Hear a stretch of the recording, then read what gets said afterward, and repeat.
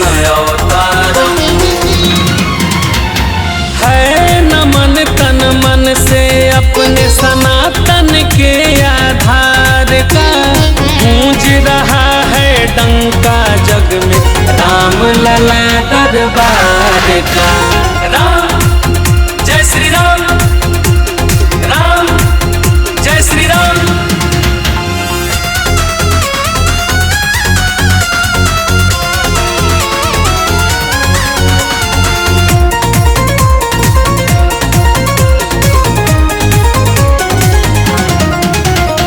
धरती गगन होकर मगन, राम राज्य के स्वागत में धड़के हैं हर धड़कन।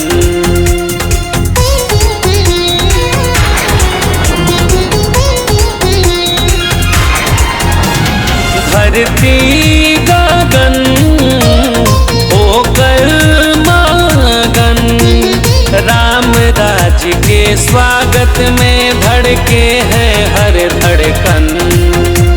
जय श्री राम। भारत वर्ष में दीप जलेगा फिर से अब त्योहार का, गूंज रहा है डंका जग में राम लला दरबार का।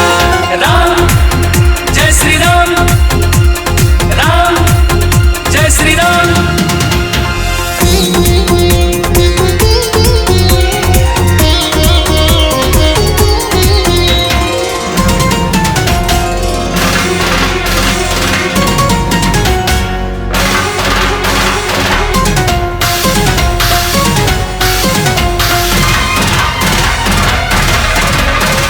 राम सिया राम सुबह और शाम, जप होगा अयोध्या में पूज्य हुआ ये धाम।